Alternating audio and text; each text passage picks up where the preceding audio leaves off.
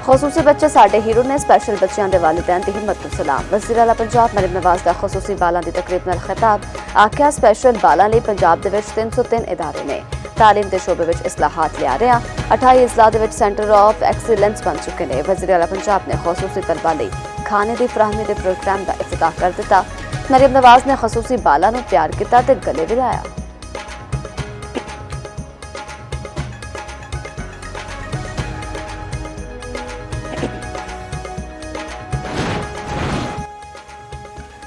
Pakistan brother मुल्क Bahrain के नाल इकतसादी तावन के फरोग लिए तैयार हुन सानू खूबसूरत ताल्लुकात को मुआशी तावन में तब्दील करना होगा। वज़ीर आज़म शाहबाज शरीफ का बहरीन विच कारोबारी बरादरी नाल खिताब। उन्होंने आख्या कि बहरीन की क़यादत नाल मुज़ाकरात इंतहाई खुशगवार ते बामकसद माहौल विच होए। साडी स्ट्रैटेजिक शराकतदारी कई बरसों तो कायम है। ज़राअत IT AI फनटेक ते होर तमाम शोबियां दे विच दोवां मुल्कां नूं इक नाल काम करना पवेगा।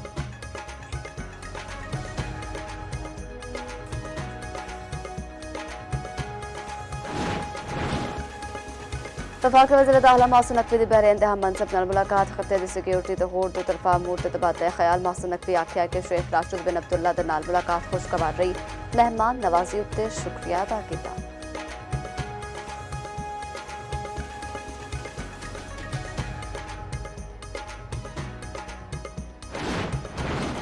विफाकी आईनी अदालत में गंदम कोटा केस की समात हाई कोर्ट का फैसला कलअदम करार। विफाकी आईनी अदालत ने आख्या पॉलिसी बनाना एग्जैक्टिव का काम है। जस्टिस अली बाकर नजफी ने रिमार्क दिते एग्जैक्टिव पॉलिसी बना के इसका ऐलान कर दिए।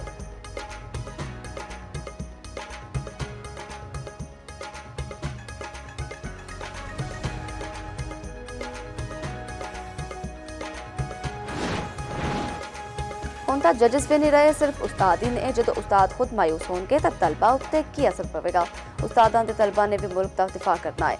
हुण यह गल समझ नहीं आएगी जो मुश्किल वेला आएगा उदों मालूम होगी। जस्टिस मोहसिन अख्तर कियानी के दौरान समात अहम रिमार्क्स। इस्लामाबाद हाई कोर्ट के जामियात BPS असातिज़ा दी प्रमोशन तो मुतअल्लिक केस की समात।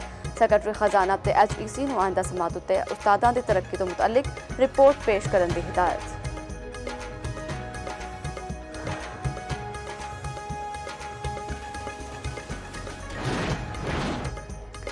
ज़िमनी इंतखाबात विच कामयाब उम्मीदवारों का नोटिफिकेशन जारी। कौमी असैम्बली के 5 पंजाब असैम्बली के 7 हल्कियां कामयाब उम्मीदवारों के नावां का ऐलान। इलैक्शन कमीशन ने फरज जारी कर दी। NA 18 रिपोर्ट नूं बाबर खान नवाज कामयाब करार। NA 129 लाहौर तो मोहम्मद नुमान ते NA 4 तो दानियाल अहमद मुंतखब। NA 143 तो मोहम्मद फैल। NA 185 तो महमूद वकार कामयाब। इलैक्शन कमीशन ने 196 फैसलाबाद तो बिलाल बदर की कामयाबी का नोटिफिकेशन रोक दिता।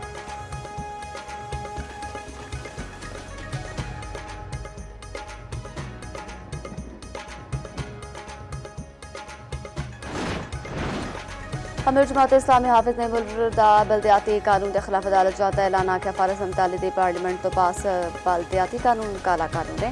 यह बलदियाती इंतखाबात के नाल हॉर्स ट्रेडिंग का बुआ खोलना चाहते हैं। नवे बलदियाती कानून के खिलाफ सड़कों उत्ते भी जावांगे। 8 दिसंबर को बलदियाती काले कानून के खिलाफ पंजाब भर में एहतजाज।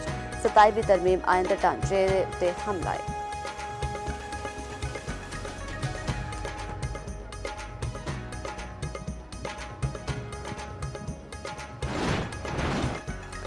Expo centre Lahore university education का 12वां कॉन्वोकेशन। गवर्नर पंजाब ने तलबा नूं चिक्कियां ते मेडल्स दे नाल नवाजिया। तकरीब नाल खिताब विच सरदार सलीम हैदर आख्या तालीमी निज़ाम ते तहकीकी कल्चर बेहतरीन बनाउण लई हर मुमकिन ताउन लई तैयार हां।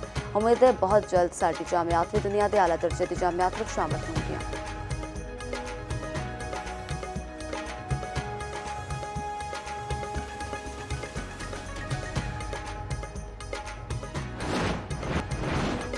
तीन मुल्की सीरीज़ में श्रीलंका ਲਈ ਵੱਡਾ एंड ड्रॉय मुकाबला। अहम मैच शामी 6 बजे पाकिस्तान के नाल होगा। श्रीलंका जितिया तो जिम्बाब्वे वापसी का सफर करेगा।